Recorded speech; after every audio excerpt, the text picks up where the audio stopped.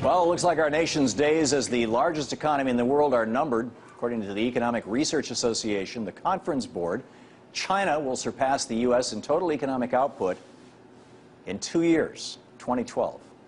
The U.S. will still be the wealthiest economy, at least for another 2 decades, hopefully.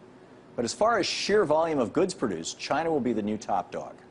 In fact, by 2020, China will be responsible for producing nearly a quarter of the world's total goods, almost double the current U.S. production. The sad part is we screwed ourselves here.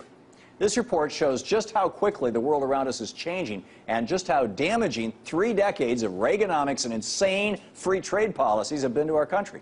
We simply don't make anything in the U.S. anymore other than military hardware. We buy, we don't sell. We consume, we don't produce.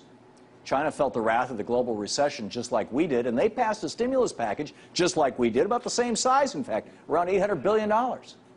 In China, however, it went toward buying Chinese-made products in Chinese-owned factories made by Chinese workers. In fact, it was stipulated in their law.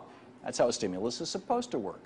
In America, though, Democrats put a Buy America provision into the initial stimulus bill, but Republicans threatened to filibuster if it wasn't removed, so the Democrats pulled it out. The result is that when the U.S. stimulus dollars were spent, more often than not, the companies or government agencies that got the money just bought steel and cement and computers and everything else from China.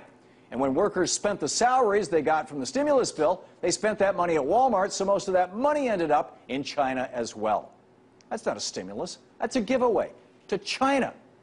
And that's the problem, courtesy of transnational corporations and the politicians they own who don't give a rat's patootie about American jobs or American workers. The 20th century was clearly America's century, but our grip on the 21st looks to be slipping. If the Obama administration doesn't wake up soon and realize how nuts these trade policies are, it may be time to brush up on your Chinese.